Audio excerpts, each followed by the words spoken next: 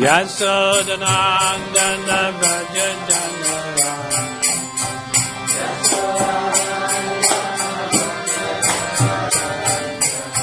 Yasodanandana Vrajajana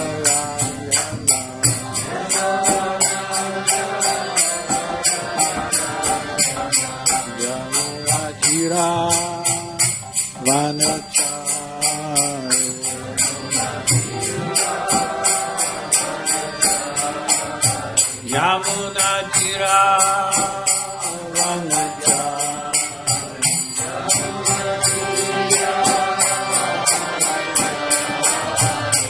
Jai Radha Madha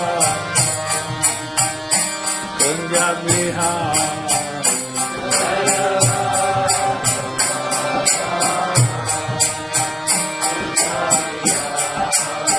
Jai Radha Madha Kunja Vihar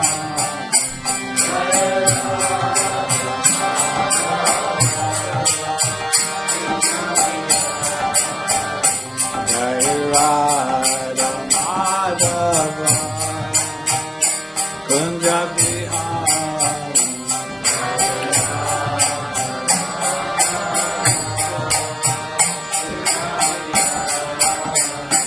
Hare Krishna, Hare Krishna, Krishna Krishna, Hare Hare, Hare Rama, Hare Rama, Rama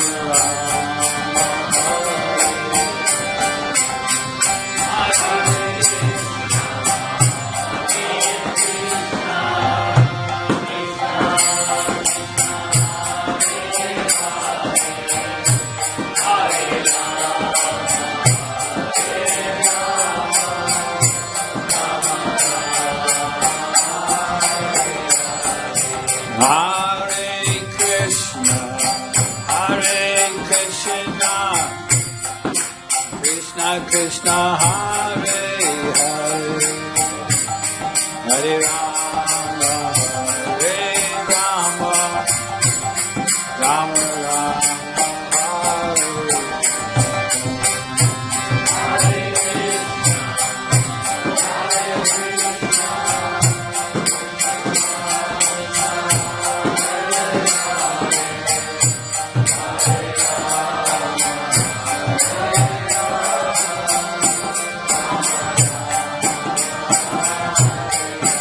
Hare Krishna, Hare Krishna, Krishna Krishna, Hare Hare, Hare Rama, Hare Rama, Rama Rama, Hare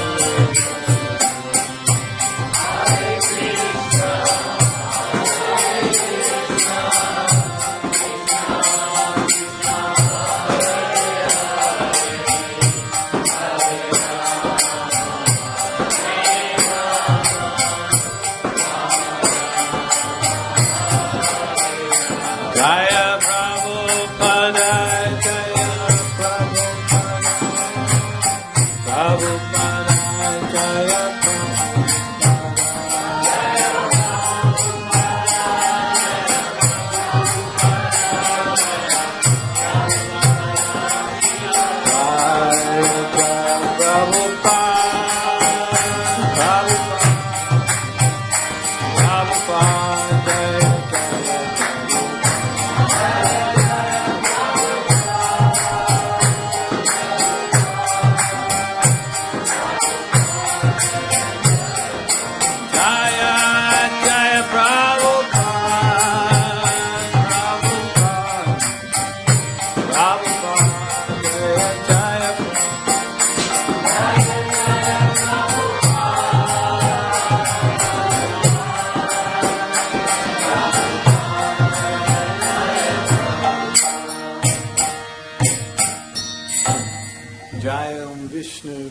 Paramahamsa Paravagachara Satar Shri Sriman His Divine Grace A.C. Bhaktivedanta Goswami Maharaj Srila Prabhupada.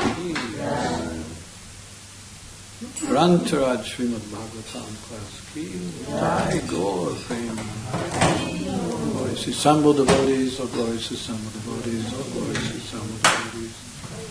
Praise to Shri Guru and Shri Gaur.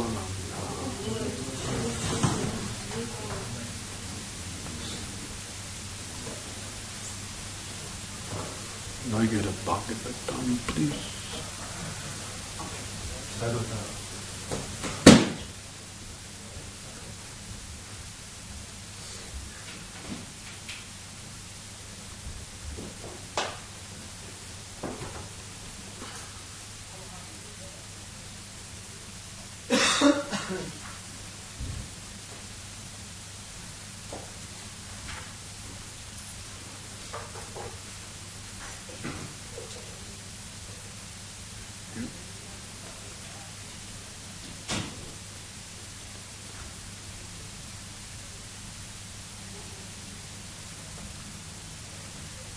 This morning we are reading from Canto, Srimad Bhagavatam, Canto 11, Chapter 14, Text 24. Om Namo Bhagavate Vasudevaya. Om Namo Bhagavate Vasudevaya. Om Namo Bhagavate Vasudevaya. Om Namo Bhagavate Vasudevaya.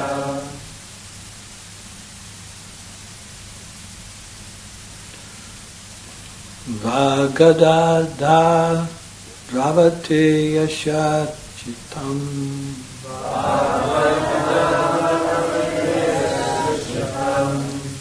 Gadgada dravate yasha chitam.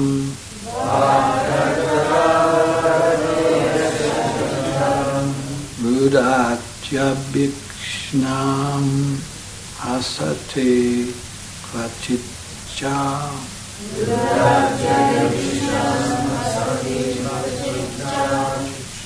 Rudhatya bhikshnam yasate kvachitcha.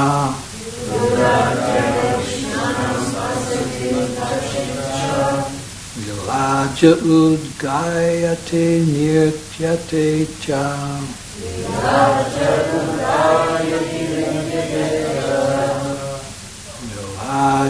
udgayate niryate cha.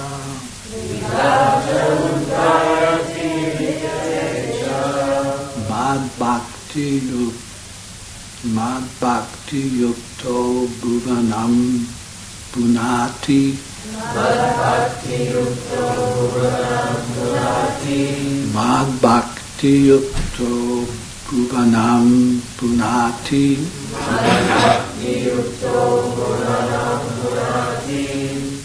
Gadgada dravate yasya chittam.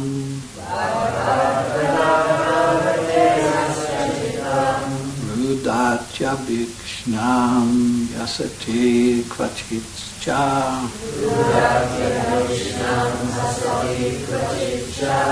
Vilajjah udgayate niryate cha.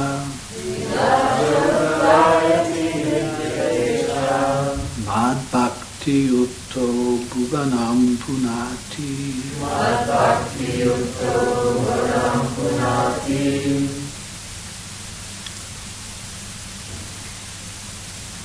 Gadgada dravate yasya chitam.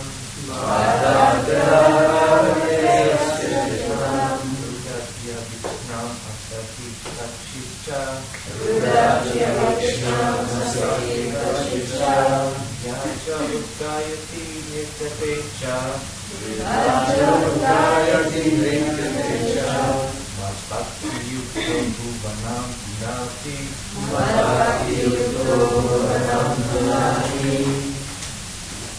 Gadgada dravate yasya chittam.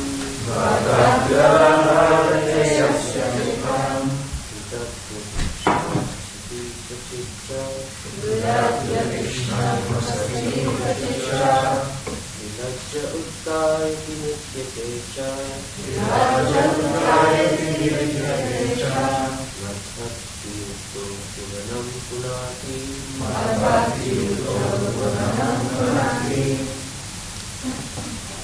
Vaishnavis.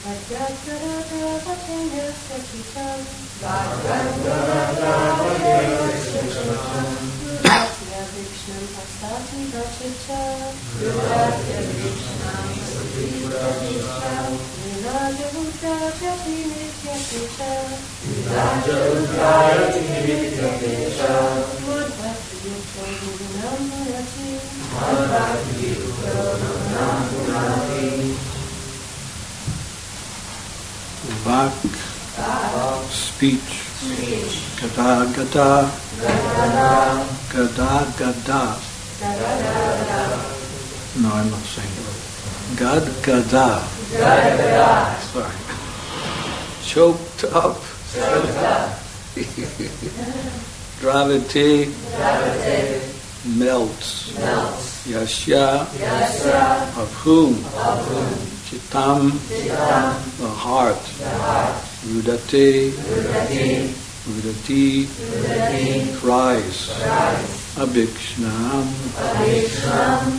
again and again. Asati, laughs.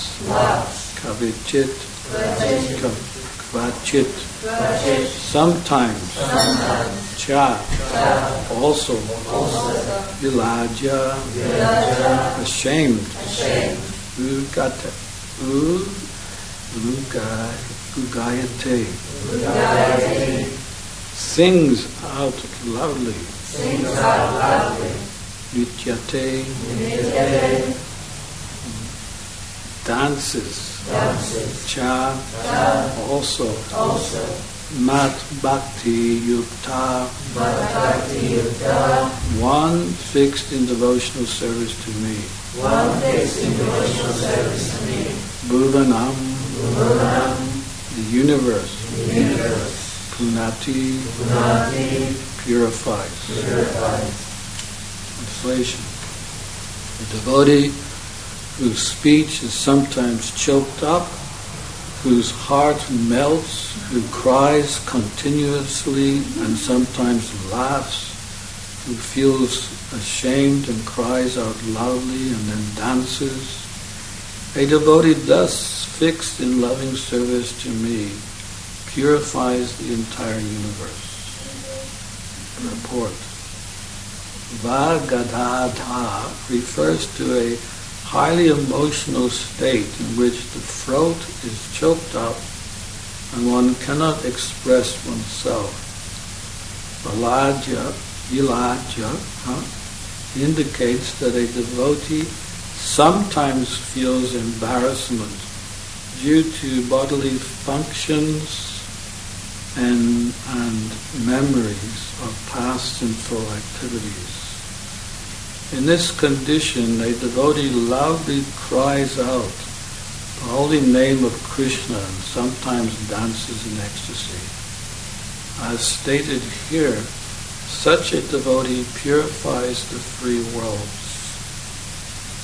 By melting of the heart, one becomes very steady in spiritual life. Normally, one whose heart easily melts is thought to be unsteady. But because Lord Krishna is the stable foundation of all existence, one whose heart melts in love of Krishna becomes the most stable and cannot be disturbed by opposing arguments. Bodily sufferings mental problems and supernatural disasters, or in the interference of envious persons, because such a devotee is fixed in loving service to the Lord. He becomes the very heart of the Personality of Godhead. Om Ajnanaminandasya Janandina Samakaya Chaksuranam Yena Tasmai Shri Gurave Namaha Shri Chaitanya Manobishtam Stapitam Yena Bhutale Swayam Rupa Gadamayam Dadatu Swavamadam Vancha Kalpatyubhyascha Kripa Sindhu Vaevacha Patitinam Bhavanebhyo Vaishnavebhyo Namo Namaha Shri Krishna Chaitanya Prabhu Nityananda Shri Advaita Gadadhara Shri Vasudeva Hare Krishna, Krishna Krishna, Hare Rama, Rama Rama, Hare Hare. There's a proverb that goes something like this. A diamond in the rough is a diamond sure enough, but someone must find it and someone must grind it. When it is found and ground, then it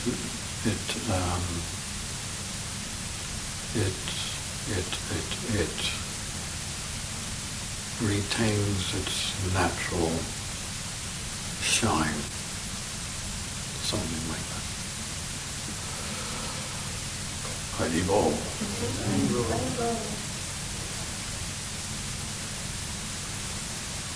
We are just like the rough diamonds. We're diamonds in the rough. Diamonds because constitutionally we are as good as Krishna.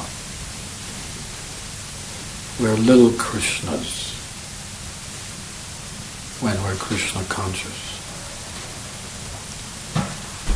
We may not have the qualities 100%, but we have these qualities. We develop these qualities.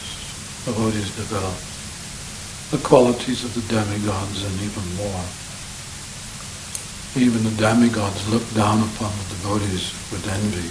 How is it possible that they're getting so much from just chanting the Hare Krishna mantra?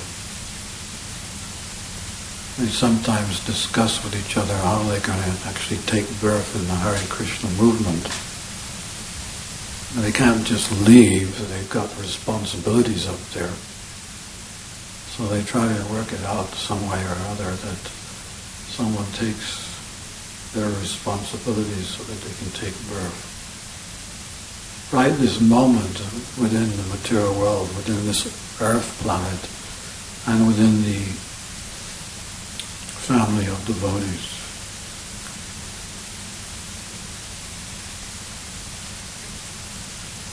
So, diamond in the rough is a diamond sure enough, but someone must find it and someone must grind it. In our particular situation, Prabhupada found us and ISKCON is grinding us. Don't feel bad when the axe comes down in devotional service. It is the process. It is the process.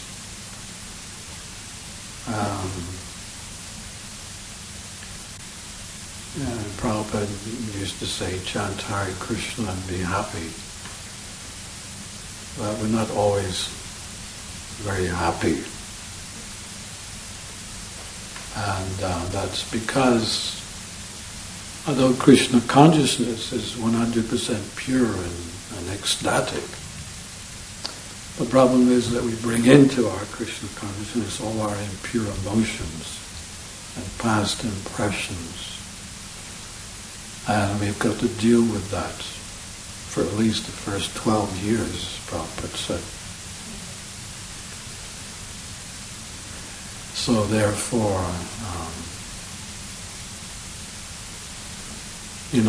we're kind of sometimes there and sometimes not.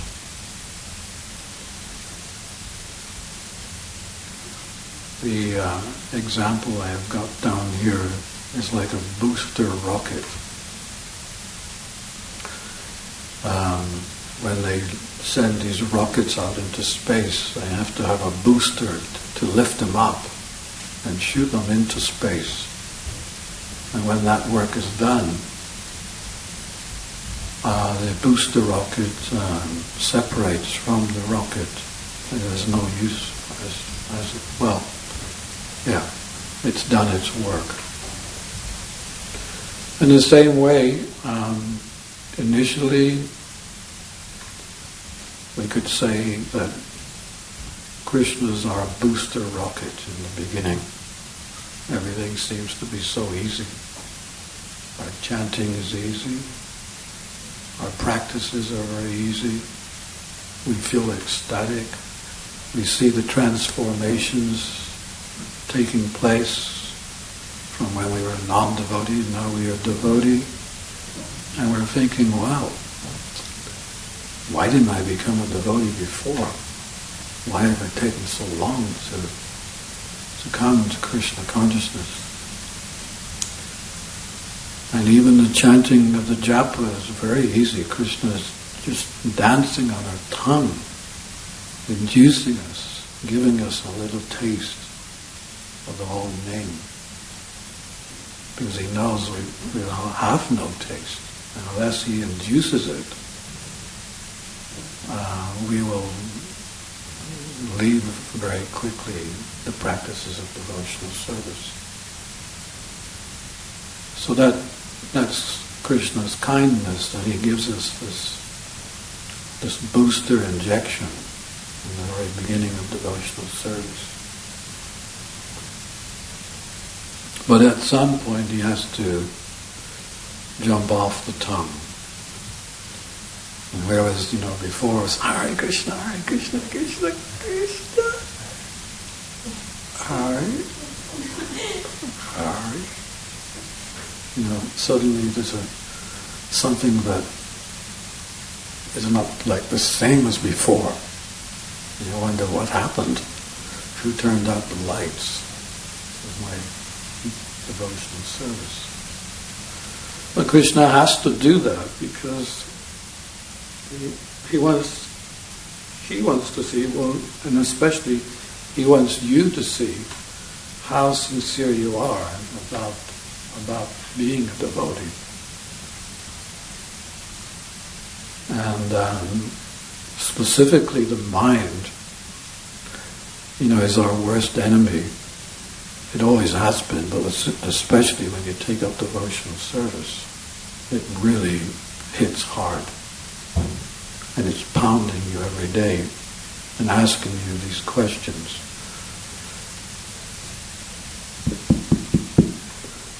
Nimai, do you really want to be a devotee?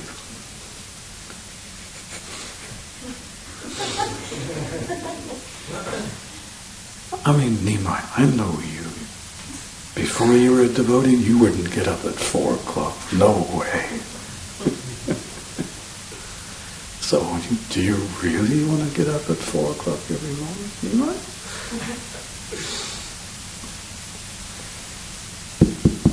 Nimai, do you remember what you used to do before you chanted these 16 rounds? This is the mind. It is agitating us every day. And we're asking this question every day. Do I really want to be a devotee? Do I want to get up in the morning? Do I want to chant 16 rounds? So it's an uphill fight with the mind. And the mind has the advantage most of the time. Shri Radha Ishvara ki.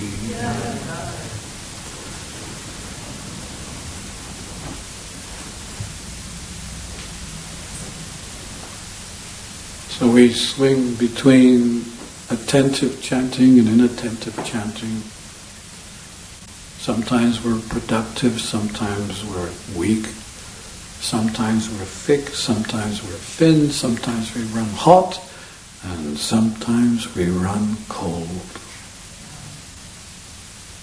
Sometimes we're attentive and fulfilling, and other times the mind so stubborn and distracts you from your peace and taste for spiritual practices.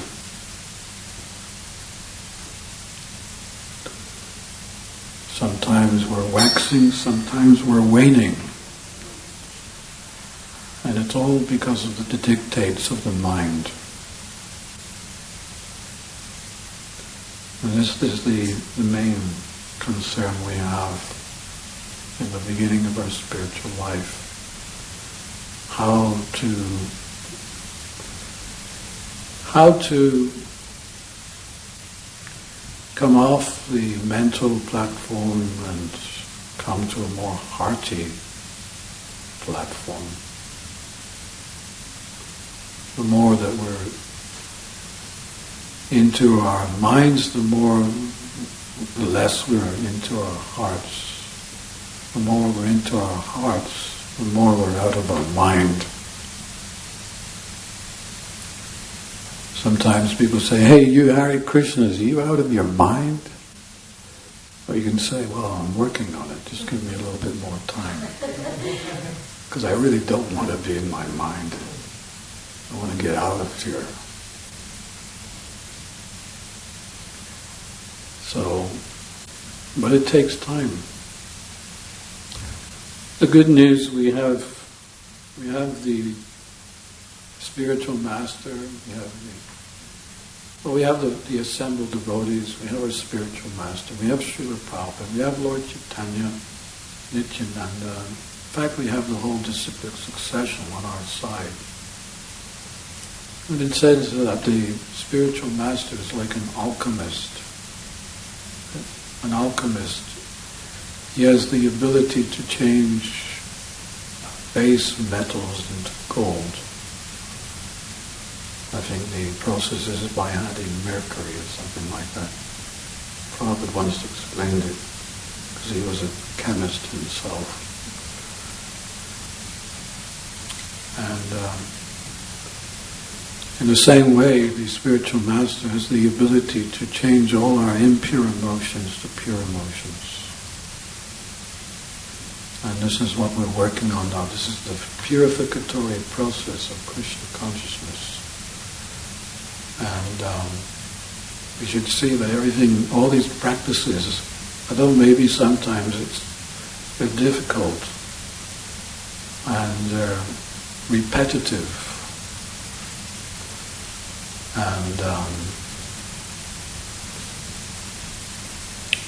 we get sometimes impatient. We should just stay on the boat. Lord Chaitanya has picked us up onto his boat of devotional service, and that boat, as long as we stay on the boat, is crossing the ocean of material existence, and not at the same time purifying our hearts and minds so that we can practice Krishna consciousness eventually without any effort at all. This is what we're going to experience later in devotional service. And Krishna says himself in the Bhagavad Gita, when the mind is controlled, the super soul is reached. Which means to say that the super soul is within our heart, even now, but kind of taking a little distance from us. He's observing, and sometimes he may do a few things, but in general, because we don't have a controlled mind, he doesn't take personal interest. But as soon as he sees that the mind has become purified, the mind has become controlled, the senses are illuminated with knowledge, and the false ego has become deflated into the real ego, and that's when the Super Soul starts to take personal interest in our devotional service. And then devotional service becomes, as Prabhupada would say, performed effortlessly. We don't have to think about it anymore. Do I want to do this? Do I want to? It's like brushing the teeth in the morning. You don't question, shall I brush my teeth or shall I not brush my teeth? You just do it. It's automatic. So devotional service becomes like that. Automatic, and not only automatic, but for some reason, what was so difficult before suddenly becomes so easy. And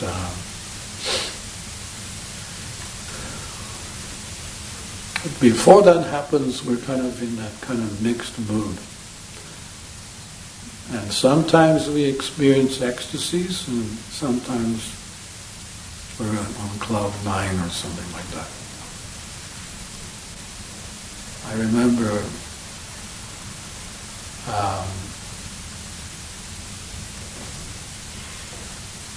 of course, mostly I remember my hardships within Krishna consciousness, but there was one time when I actually, by Krishna's grace, I experienced transcendental ecstasy. Would you like to hear that story? Yeah. It was only once, and therefore I can a little bit boast about it. But it was a situation where there was no choice in actually taking shelter of the holy name. I was living in Sweden, and it was this time of the year, like springtime in Stockholm. And at that time we changed our tires from winter to summer tires. And as a brahmachari and as a group of brahmacharis, we decided to go and do some book distribution and some traveling sankirtan. And we decided to go to a town in North Norway called Trondheim. And we had never been there before, so it was an exciting adventure. It was a long journey, but we were anticipating distributing a lot of books there.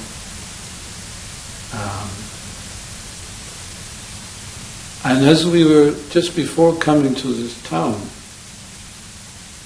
we had to climb a mountain to get over the other side to the town, at least on the particular road that we were taking. And as we were climbing the mountain, gradually, as we got higher, there was snow on the ground. And by the time we got to the top, well, it was quite deep, the snow. And now we had to get down the other side, which was more difficult, because it's downhill, and the roads were curving like this, and going down and down. That was what we would have to endure next, and we were wondering, what shall we do? We got summer tires. And we asked one lorry driver, we said, look, we have this situation, we're up here and we need to go down, we have these summer tires. The guy looked at us as if we were coming from another planet. What are you doing up here with those tires? You crazy or something?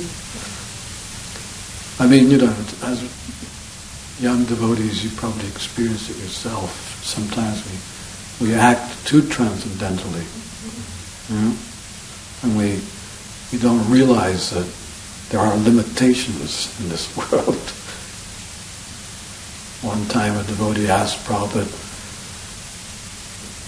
we're supposed to be fearless, so why do we wear a seatbelt when we drive? And And Prabhupada said, yes, you should be fearless, but not a fool, not stupid. You must wear your seatbelt. But sometimes we're so much into our service that we forget that there's a world around us which has limitations, and we must abide by those limitations.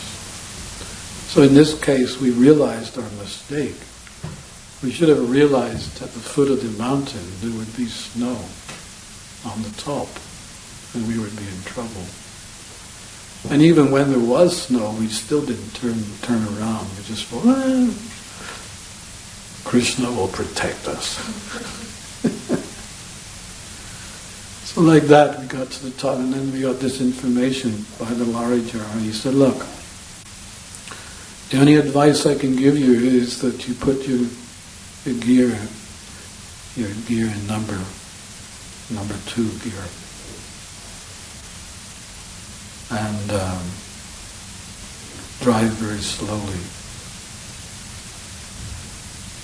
And he said, whatever you do, don't put your foot on the brake. Because in the snow, if you put your foot on the brake, then the car slides to one side. So we're in this situation, going down. We got our bead bags and literally chanted like crazy. Hare Krishna, Hare Krishna, Krishna Krishna, Hare Hare, Hare Rama. Like, talk about crying. We cried the holy name. We drank so deeply the holy name that by the time, it was a life-death experience, so that's another reason why we did that. Generally we don't do that, although at every moment is a lifetime, is a life-death experience. But we don't see that. But this was a real, true life-death experience. At any moment, the car could have gone over. There's no fences, it's just sheer drop, hundreds and hundreds of feet down. So, we were forced to take shelter of the holy name. Forced, had no choice. But by the time we reached the bottom, we were all in ecstasy. Ecstasy. We had to stop the car and get out of the car because we were so vibrant and jubilant. We started jumping around, embracing each other, and calling out, Hari Bol, Hari Bol, Hari Bol. Jai Gauritai, Jai Prabhupada. And other people were passing in their cars, they were looking at us, Those crazy guys. But we didn't mind. Didn't really care for us. Do you remember the first time you went on Harinam? When you're on the bodily concepts of life? Completely mental? And the temple president says, okay, now is the day. You're now shaved up. That's what happened to me. It shaved me up. And then they said, okay, now, Hari Nam. I'm like, oh, okay.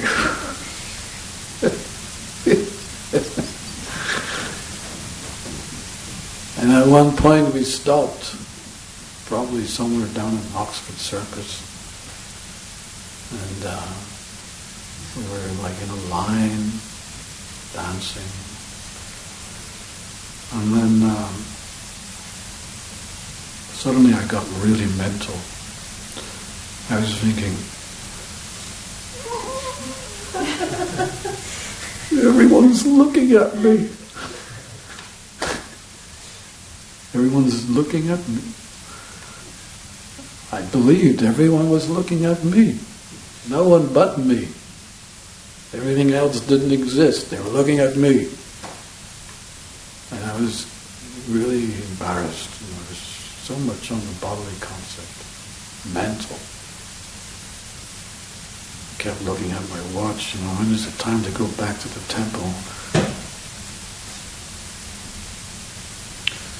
But all that changed after a while, and then I saw things differently, and I realized, they're not looking at me, they're looking at us all. And they're not necessarily pinpointing at any of us, but they're listening to the holy name and becoming absorbed in transcendence.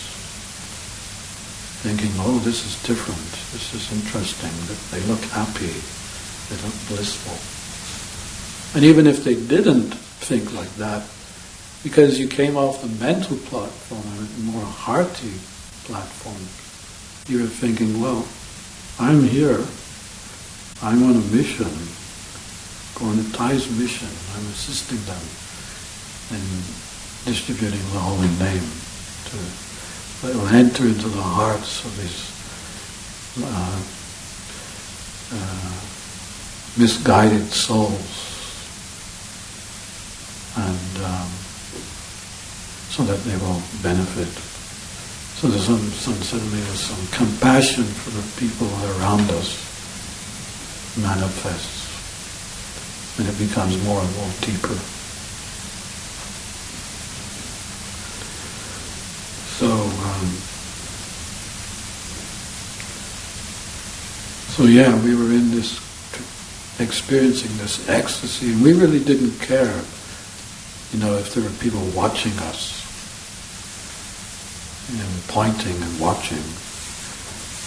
You become so aloof from the world around you that it doesn't really matter. They don't actually care if you swim or sink anyway. Generally, people don't care about each other in the material world. So why should we care about them? In the sense that if they point at us, if they try to abuse us or call us crazy, out of your mind, it doesn't really matter so much. The main thing is that they have now a chance to hear the holy name. And in this case, they had a chance to see some monks in ecstasy. It was probably a life-fulfilling moment for them.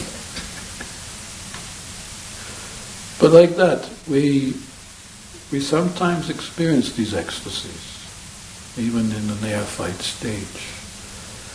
You're kind of like in the kirtan and you're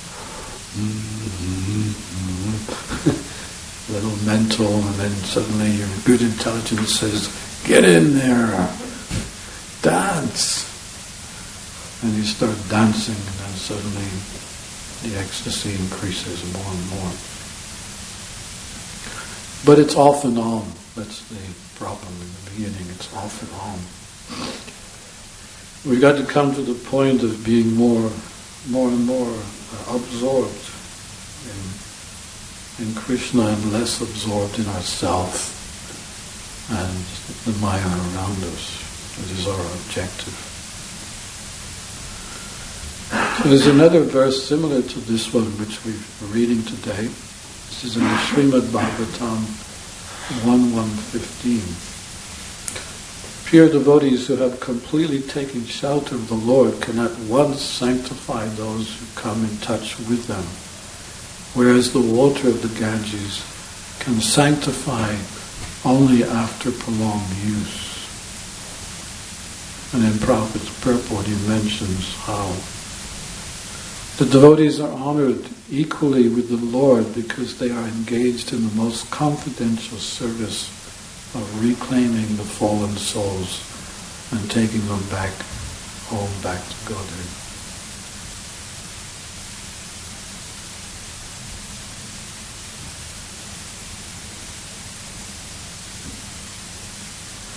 Yeah, and we watched Prabhupada in his every move and every gesture and his smile was oceanic. When you saw Prabhupada smile, he didn't just smile from the lips. His whole body was smiling. He smiled from the chin, from the lips, from the cheeks, from the ears, from the eyes, from the forehead.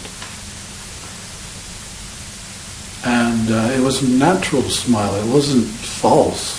It wasn't a false smile. It was the most natural experience that you could ever have to see Prabhupada smile. Of course, Prabhupada sometimes was very grave too, and he had to be grave, otherwise he wouldn't have got us out of Maya. Sometimes it is said that the Guru has to be very heavy. In fact, Prabhupada even himself said, sometimes the spiritual master has to chastise the disciple even if he hasn't done anything wrong, just to teach humility. So, this is the duty of the spiritual master. He has to bring you up more and more and more. So a lot of times he was very grave and very conservative. But when he did smile, that was something we all waited for. Because when Prabhupada did smile, then we all just lifted up into another level. And we jumped in ecstasy. Some devotees, because of conditioning, they would try to not smile. You couldn't help smiling when Prabhupada smiled, but there would be some devotees. I'm not going to smile. I am a unique individual. This is my square here. I stand on this square every morning during Mangalarti. Gurudas in his biography was saying that Giriraj Maharaj, he's Maharaj now, but Giriraj Brahmachari was like that. Because Gurudas had so much association with Prabhupada, and saw how Prabhupada's manner and his whole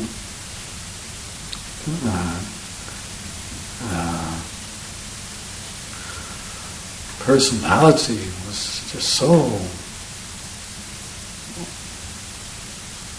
personal and alive and natural.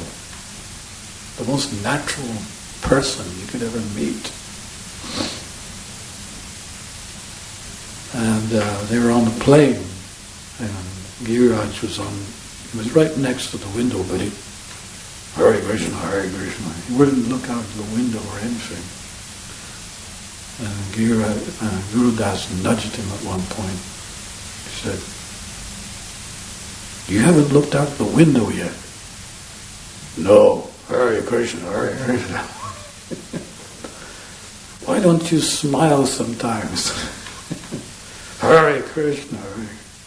He had to preach to him, actually, and he mentions in the biography that after preaching to him, he started loosening up a little bit, and he realized that, it's artificial, it's not natural.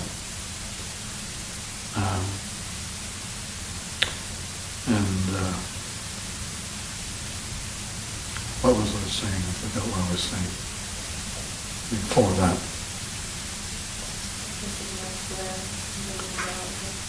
Yeah. You're talking about Prabhupada's smile. Oh yeah, I'm not going to smile. Yeah. It's what we bring in.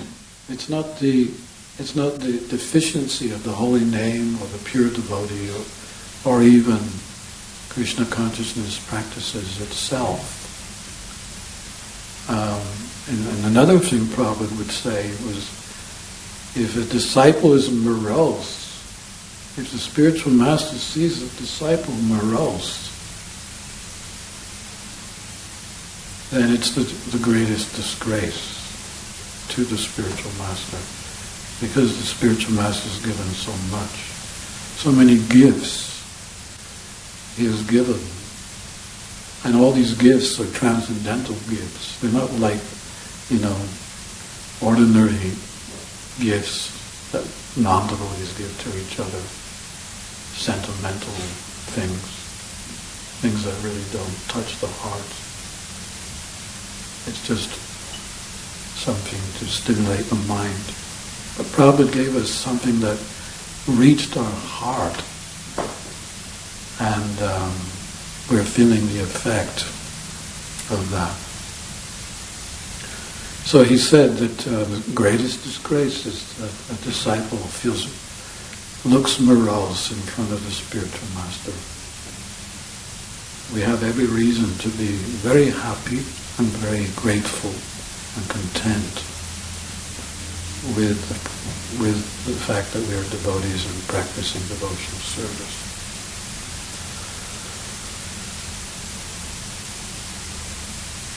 So I want to just read a few passages from the Nectar of Devotion, where Rupa Goswami explains some of the levels of ecstasy which is being mentioned in this verse.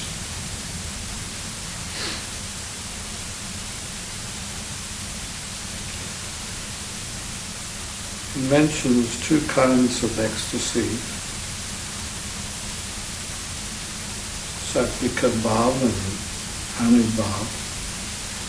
Sattvika Bhava can also be considered Anubhava because both are expressions which result from highlighted affection for Krishna. However, the two are distinct in an important way. Anubhava involves a conscious decision to suitably express one's ecstasy, while Sattvika Bhava is an unpremeditated and involuntary expression arising directly from the spiritual surcharged consciousness. And then he explains the difference between the two. In Anubhava, one experiences devotional ecstasy and thinks, "Let me dance" or "let me sing." The expression is willful and voluntary. So just from this, it means just even deciding that now I will dance and now I will sing. Sometimes we just suddenly do that. I'm not just going to be mechanical here. This morning I want to give my full heart. And we jump and dance and sing from the heart. And actually we experience another level above the level which we generally are on when we're on the mental platform. This can be experienced by all of us, and we have experienced. It's not something that you have to wait for. Some experiences have already been experienced, and that's what keeps us going every day.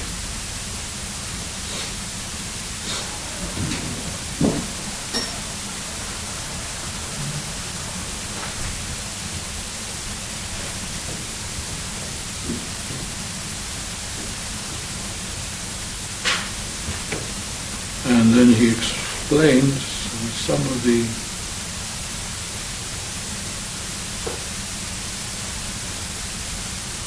different kinds of ecstasies. There are 8 main different kinds of ecstasies. Sometimes a devotee is stunned. Sometimes he perspires. His hair is standing on end. Faulty voice, trembling, changing color, tears, devastation. One time, a devotee asked Prabhupada, in India we have experienced that sometimes people come into our temple and they experience all these special emotions, and they start rolling around on the floor and cry and all kinds of things. So how do we know that they are actually transcendentally having a transcendental experience? So Prabhupada said, Well, you just go and kick them. And if they react, then it means they're not in ecstasy.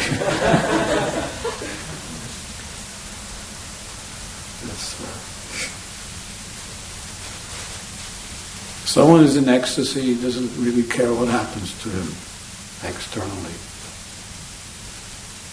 Like I've already explained, you're aloof. You're aloof from this world. And in Bhagavad Gita, there's also it's also Krishna explains, because Arjuna asked this same question. Arjuna asked, how can you tell if someone is in transcendental consciousness? Krishna replies, when your mind is no longer disturbed by the flowery language of the Vedas, and when it remains fixed in trance of the self, then you will have attained the divine consciousness. When a man gives up all varieties of desires for sense gratification, which arises from mental concoction, and when his mind thus purified finds satisfaction in the self alone, then he is said to be in pure transcendental consciousness. These are verses from chapter 2. There's quite a few of them. One who is not disturbed in mind even amidst the threefold miseries, or elated when there is happiness, and who is free from attachment, fear and anger, is called a sage of steady mind. In the material world, one who is unaffected by whatever good and evil he may obtain, neither praises it nor despises it, is firmly fixed in perfect knowledge. One who is able to withdraw his senses from sense objects as the tortoise draws its limbs within the shell is firmly fixed in perfect consciousness. And the last one who restrains his senses, keeping them under full control, and fixes his consciousness upon me, is known as a man of steady intelligence.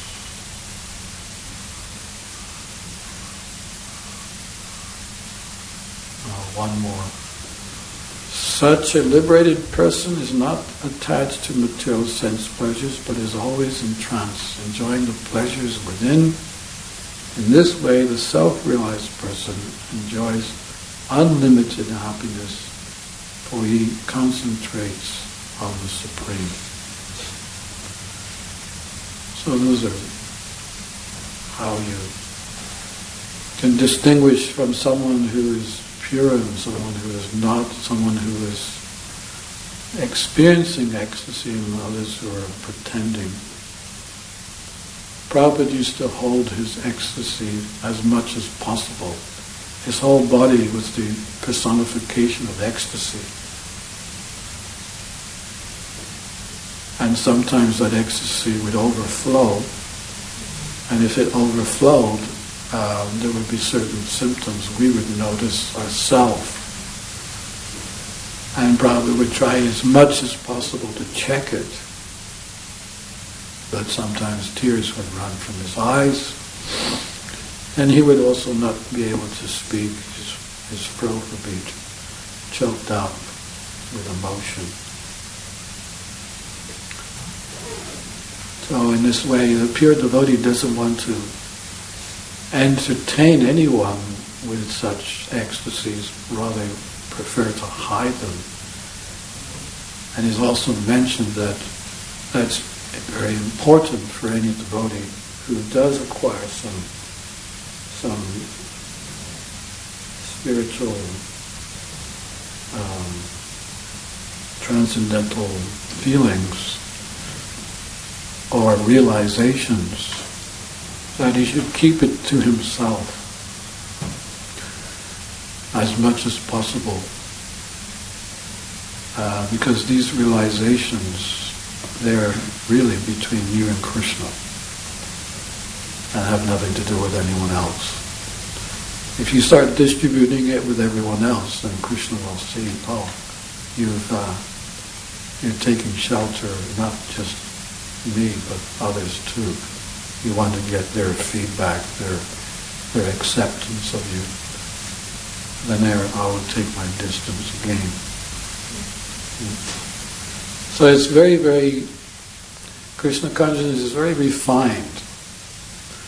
And we somehow got to get that balance right. And it takes many, many years to do it. Anyone who thinks that Krishna consciousness is a quick fix and it will be achieved in no time, you're under a grand illusion. It will take you a good lifetime to perfect your Krishna consciousness.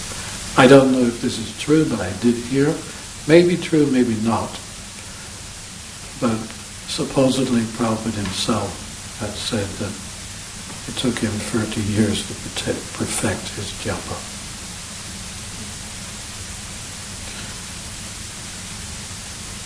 That may be correct. We may even say things like that just to give us an idea what we're, some bearing on our own Krishna consciousness. But whether he did take 30 years or no, I can safely say, I am going to be very honest with you, that it took me at least 30 years to get a little bit of taste of the holy name. And I'm nowhere near perfect yet. So that's 45 years down the road.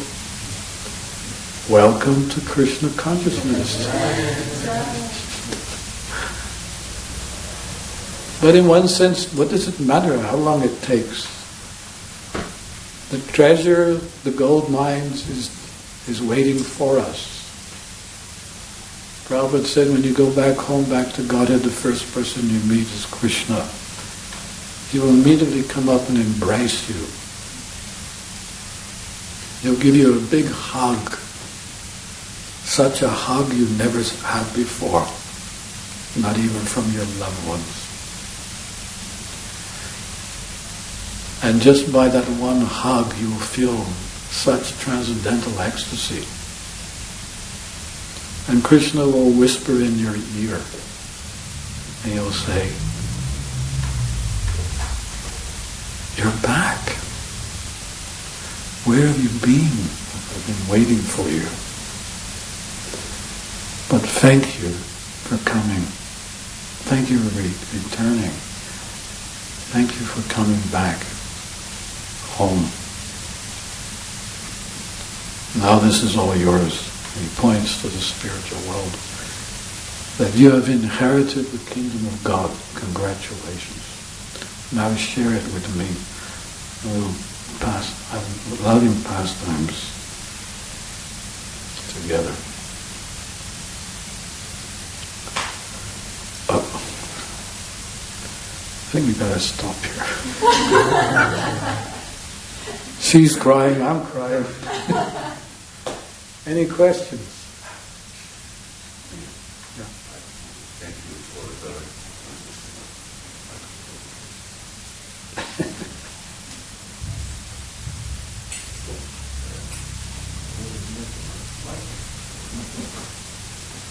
I can speak out for a moment.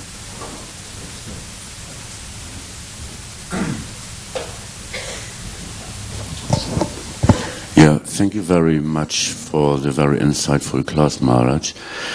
You mentioned this devotee standing every morning at the same patch, what I would call actually probably more comfort zone, and a comfort zone for me is a place of stagnation. Yeah. My question is, shouldn't we actually aim to get as much as we can out of our comfort zone to experience the energies flowing in life? To stay in the square? No, getting out of the square. Huh? Getting out of our comfort zone as much as we can. Well, that will happen. Like I said, that the reason why we are like that is because,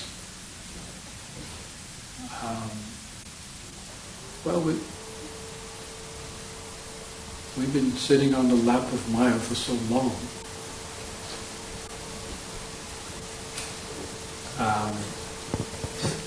So we shouldn't be surprised that when we start serving Krishna that we're full of mixed emotions. It's not really even under our control so much. They're so deep.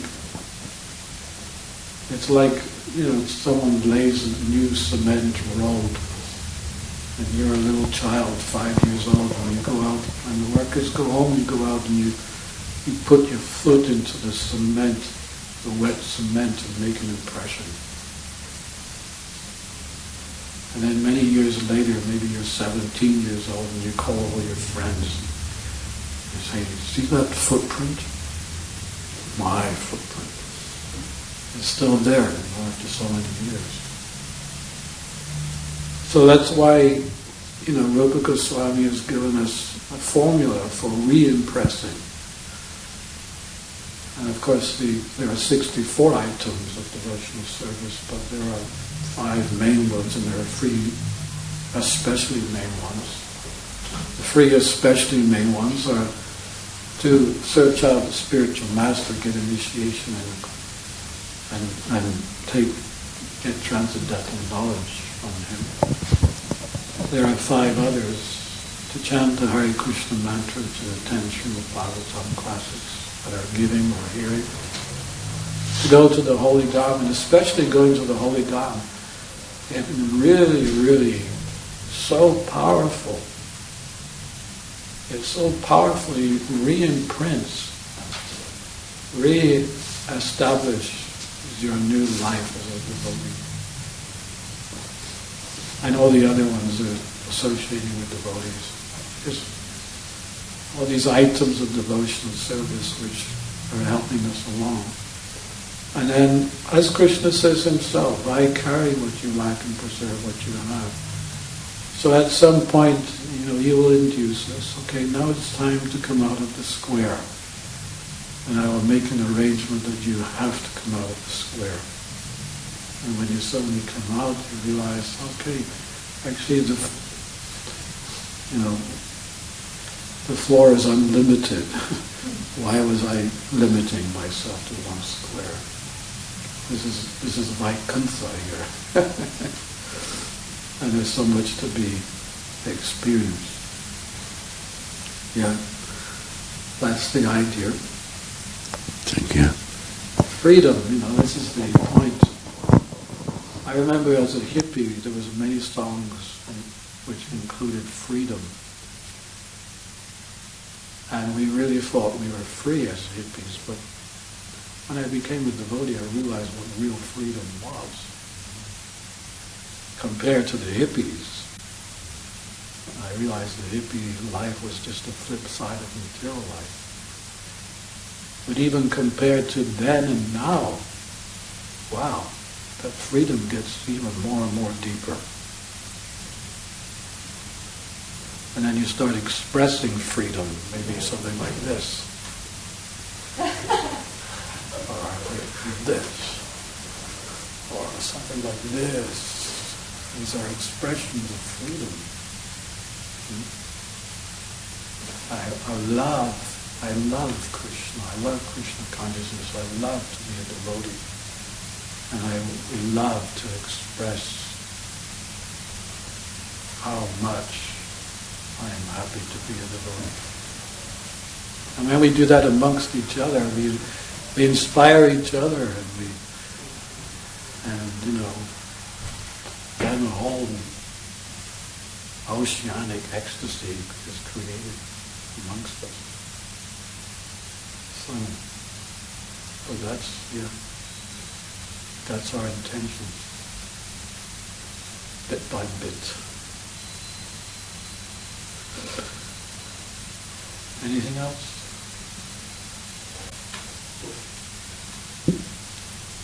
I'll stop now. Srila Prabhupada ki Jai. 60 Jai. Returning back home, back to Godhead. Jai. Haribo. Jai.